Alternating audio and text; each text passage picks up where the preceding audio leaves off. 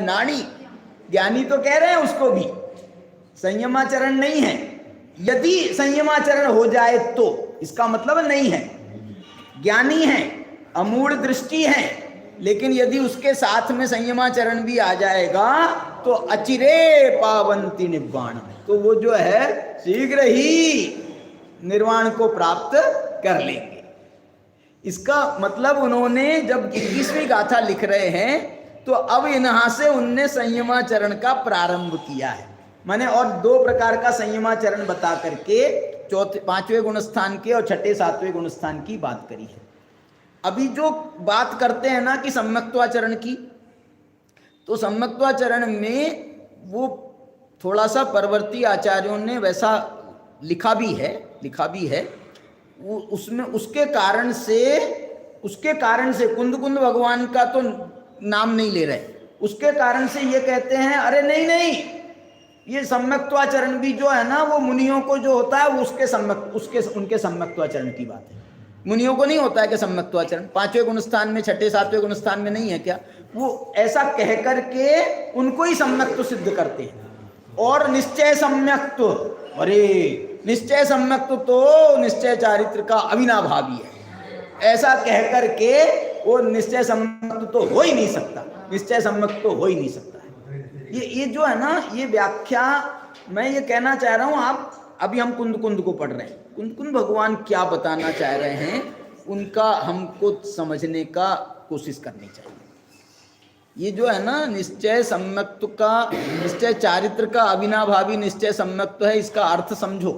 इसका अर्थ ये है कि निश्चय सम्यक्त्व का अविनाभावी निश्चय चारित्र होता है। क्या मतलब हुआ?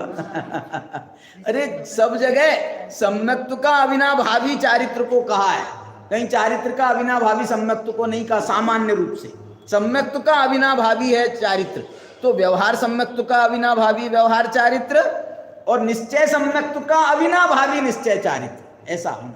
अविनाभावी का अर्थ तो एक दूसरे के साथ है ना, तो निश्चय सम्यक्त्व का अविना बने, निश्चय सम्यक्त्व के बिना निश्चय चारित्र नहीं हो सकता।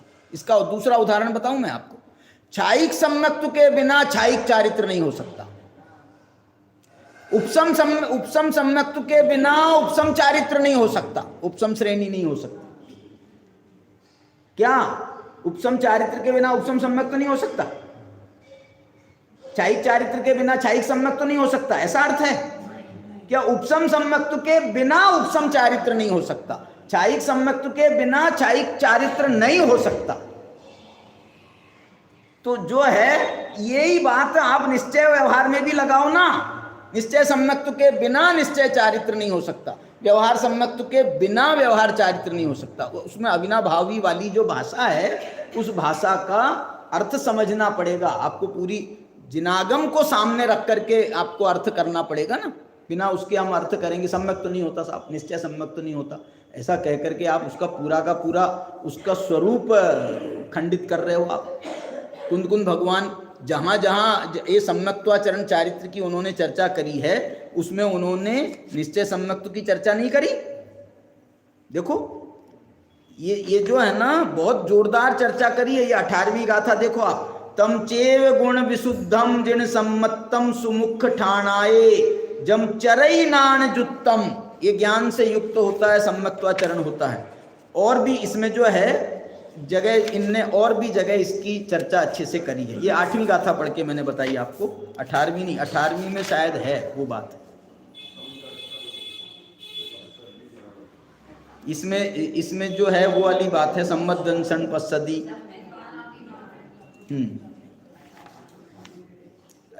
20वीं गाथा में तो सीधा कह दिया ना कि ये जो सम्यक्त्वाचरण है ये संख्यात गुणी असंख्यात गुणी कर्मों की निर्जरा करने वाला है। चलिए, तो इसके प्रकार से जो है कि अपने 21वीं गाथा में 2 प्रकार का जो संयमाचरण है उसको उन्होंने बताया है।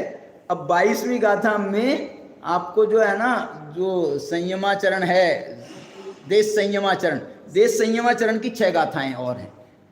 इसमें बहुत बढ़िया वर्णन, 11 प्रतिमाओं का, 12 व्रतों का, सारा बहुत अच्छा वर्णन इस कुंद भगवान की दृष्टि से अपन समझने का प्रयास करेंगे।